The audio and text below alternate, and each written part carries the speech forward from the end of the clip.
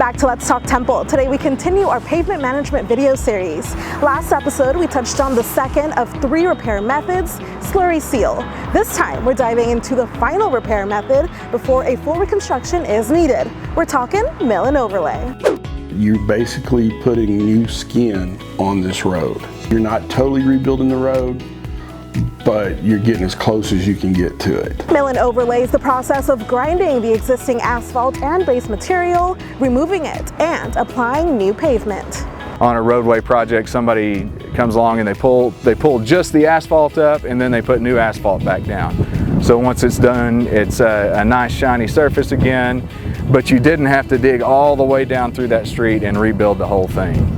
And what you do is you mill 1.5 to 2 inches off the existing asphalt, which is what was laid to begin with, and you go back with a whole new coating of asphalt. Mill and overlay reduces surface roughness and addresses minor deformations, cracking, and irregularities, resulting in a much smoother ride quality. You have to mill it because roads are made to carry water, most of them with curb and gutter. And you don't want to take that carrying capacity of the water away. You want to have it at the same level it was when it was constructed and designed. So we mill it that way. When we put that overlay in, we're still have that same holding capacity of water going down the road. This type of resurfacing treatment prevents the city from having to perform a full reconstruction on a street, which can be both costly and time-consuming. A milling and overlay sometimes can add anywhere from 10 to 15 years of life to the pavement.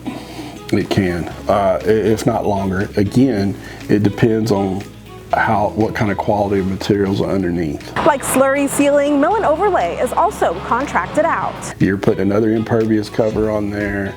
You're really strengthening the road. You're getting rid of all that oxidation. Mill and overlay is the first repair method that is not paid for by the city's operations and maintenance budget.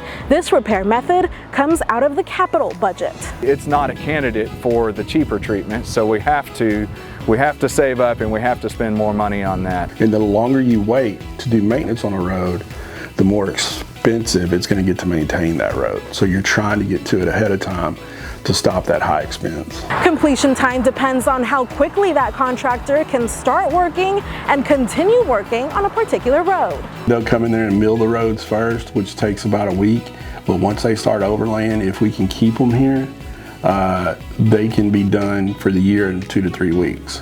If we keep them here, they have other projects that they break off. We use the same companies that TxDOT uses. Well, who do you think comes first? You know, obviously the state of Texas does.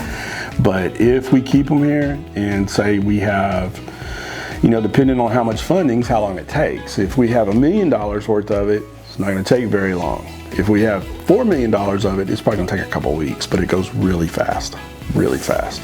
Bringing new life. It'll take it to at least a B. Most of the time it takes it to an A. To those C and D rated roads.